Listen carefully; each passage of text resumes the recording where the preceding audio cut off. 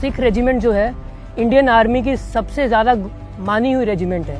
इसमें सबसे ज़्यादा गैलेंट्री अवार्ड्स दिए गए हैं।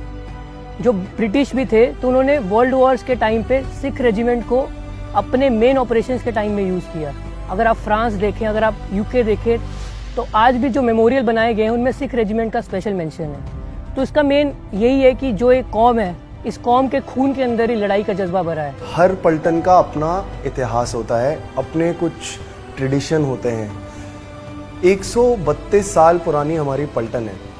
हमारी पलटन के रेज होने के ठीक 4 साल बाद हमने हमारा पहला बैटल ऑनर मणिपुर में ले लिया था और 1891 के बैटल ऑनर के बाद ठीक 7 साल बाद हमने सारागढ़ी का इतिहास रच दिया। तो आप समझिए जो नई पलटन खड़ी हुई है उसकी नींव कितनी मजबूत होगी, जिसकी इतिहास की दूसरी लड़ाई ही सारागढ़ी की लड़ाई है। सिख रेजिमेंट इंडियन आर्मी की मोस्ट डेकोरेटेड रेजिमेंट है। मोर देन 3000 अवार्ड्स हैं इसके पास। एंड जितनी वॉर में इसने अभी अब तक जब तक प्रूव किया, एंग्लो इंडियन वॉर देख लीजिए आप, प्री इंडिपेंडेंस के जितने वॉर देख लीजिए, world war number 1, world war 1, world war 2 and post independence अगर आप देखेंगे 1947, 62, 71, 99, तो हर जगह इसने अपने आप को प्रूव किया है। एंड इंसर्जेंसी में भी जो 90 से शुरू हुई है वो आप JNK की देख लीजिए या नॉर्थ ईस्ट की, हर जगह सिख रेजिमेंट ने प्रूव किया है। जिन गुरु ने औरों के जीवन के लिए अपना शीश कटा दिया, आज भी ये सैनिक उस परंपरा को जीते हैं जिस पंथ में कुर्बानी जन्म का संस्कार है। वो फौजी मातृभूमि की लाज के लिए अंतिम सांस तक लड़ते हैं।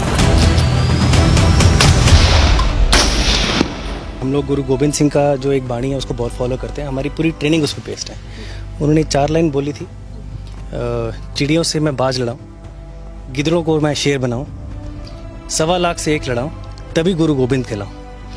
इन 4 लाइन पे हमारी पूरी ट्रेनिंग बेस्ड होती है। जो ट्रेनिंग हम यहाँ पे दे रहे हैं, it is a basic training, फौज के अंदर एनरोल होने से पहले की ट्रेनिंग।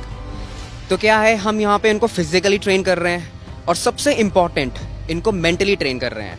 जब तक ये मेंटली टफ, मेंटली ट्रेन नहीं होंगे, ये आगे किसी भी प्रॉब्लम को आगे फेस नहीं कर पाएंगे। So the basic fundamental point, fundamental part of training is to train them physically and to train them mentally. Regiment का औपचारिक इतिहास 1846 से शुरू होता है, लेकिन इसकी जड़ें 10 गुरुओं की सीख और बलिदान में है। आज का सिख रेजिमेंट शेर पंजाब महाराजा रणजीत सिंह की खालसा सेना से प्रेरित है। सिख परंपरा की छाप समूचे रेजिमेंट पर नजर आती है।